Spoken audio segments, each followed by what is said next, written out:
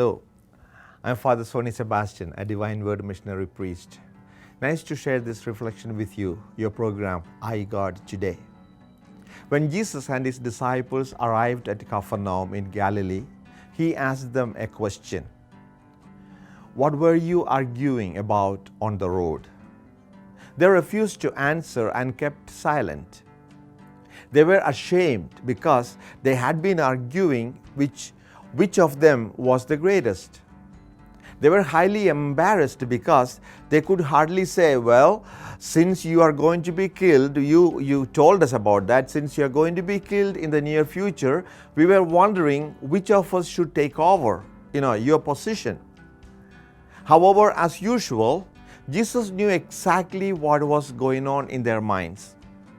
He sat down and spoke just to the inner circle of the 12, to them, the future leaders of the community. If anyone wants to be first, he must make himself last of all and servant of all. Once again, he throws an idea at them which is in total contradiction to everything they had ever been told. To be first is to be on the top, to be in control, to have people doing what you want them to do. And here Jesus is saying true greatness is in being the servant and to be at the service of all. In a family, whom do we regard as first? Who is the one who serves the family? Parents? Children? Or in the school, whom do we regard as the first? And who is the least? Students, teachers, principal? Who is serving whom? Who is the greatest person in any school? How is the greatness of any person judged? Or in the church, whom do we regard as first? Pope, bishop, priest, religious, layperson, men, women. The Pope is called the servant of servants. We are all supposed to be serving, whatever our position or role may be. Is that what we are doing? Who are the greatest ones in our church today? In our diocese? In our parish? And again, on what basis do we make that judgment? Or take the case of the society.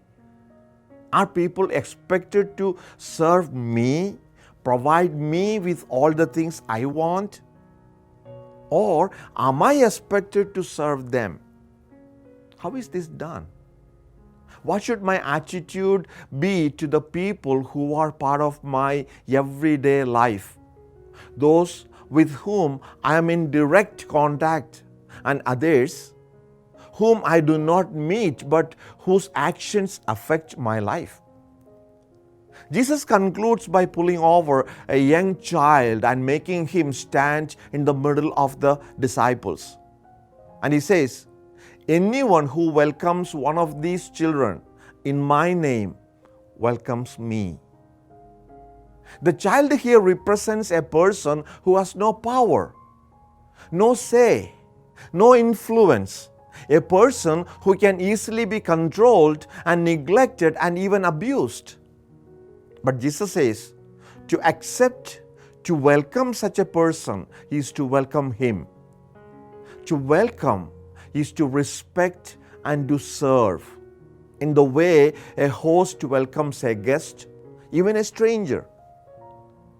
We are to be concerned about the well-being of another person. The focus is on them rather than on myself or oneself and one's imagined dignity and status.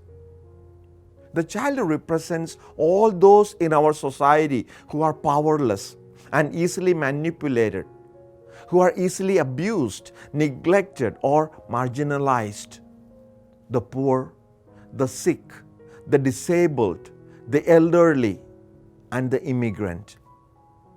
Let's today remember all these people, the ones who are abused, who are being used by others, who do not have a say, who do not have a position in the society. And at the same time, let's make sure that we are all called to serve rather than to be served.